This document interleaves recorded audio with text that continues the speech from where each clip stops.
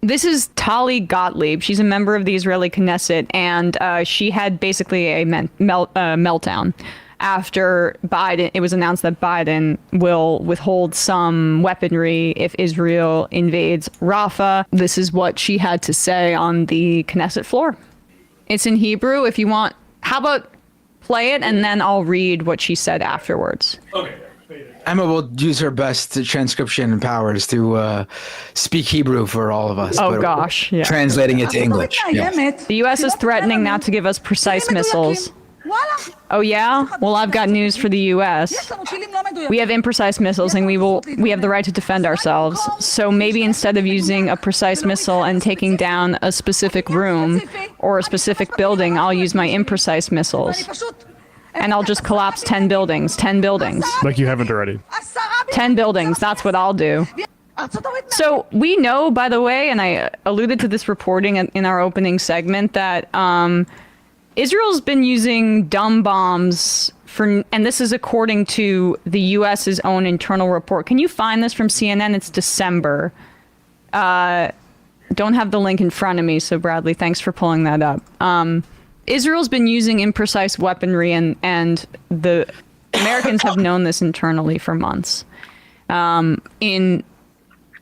here we go. Nearly half of the Israeli munitions dropped on Gaza are imprecise dumb bombs, U.S. intelligence assessment finds. This was leaked to CNN.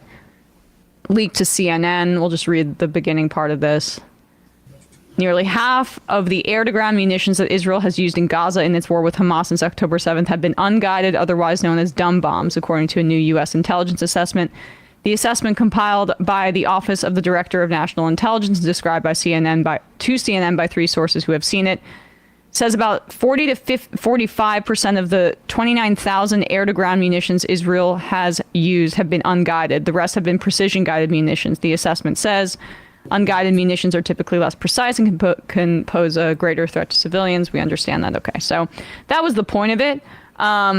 We know that they have the ability to be incredibly precise. We know that they have AI systems such as Lavender, where they can determine who's a terrorist, which we now find out they basically determine every male is a terrorist. Yeah, is it look reasonably enough like a man? Right. And then the ratio that they determine is acceptable for killing that terrorist is in the hundreds of civilians. So if they're in a building or they're in a home, the military has no qualms about just killing them. And all of this is really even more formal than the actual reality of it, which is they're just trying to kill as many people as possible. And that's exactly it. And so you see it in that fury in her voice. I love her tears. I want her to cry her little fascist heart away.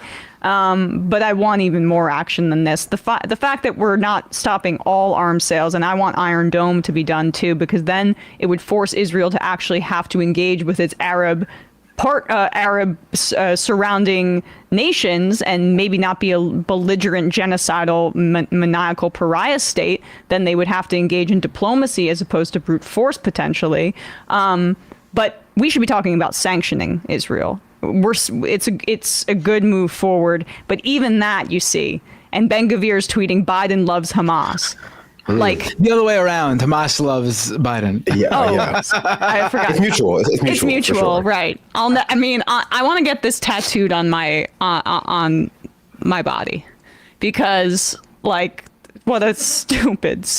But that's exactly right. Like, you don't support our genocide. You're an anti-Semite and you love Hamas. It's beyond falling on deaf ears for all sane people at this point. I think it speaks to Biden's naivete a little bit too, because it's it shows just how fickle any support or any goodwill he ever thought he had with Israeli officials is. He's doing something that people have been calling for at least 6 months now, and he's done it basically twice.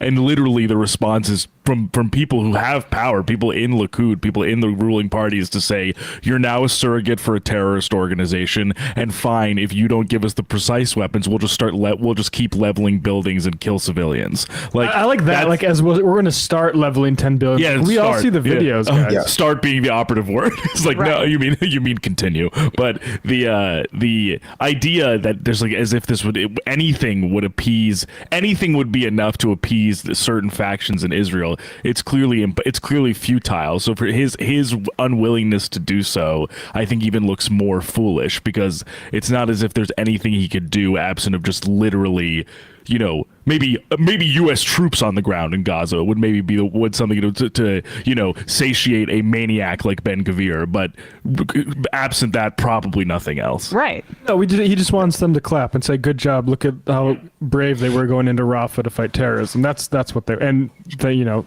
keep you sending billions of dollars worth of military aid.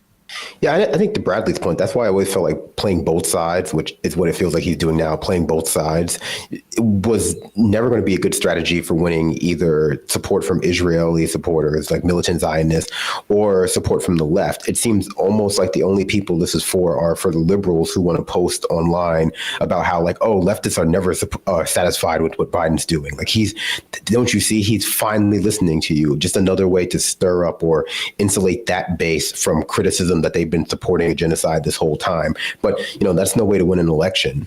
Hey, folks, don't forget to hit the subscribe button and check out our daily show. We do it every day at 12 p.m. Eastern for about 2.5 hours. We even take phone calls. You should check that out.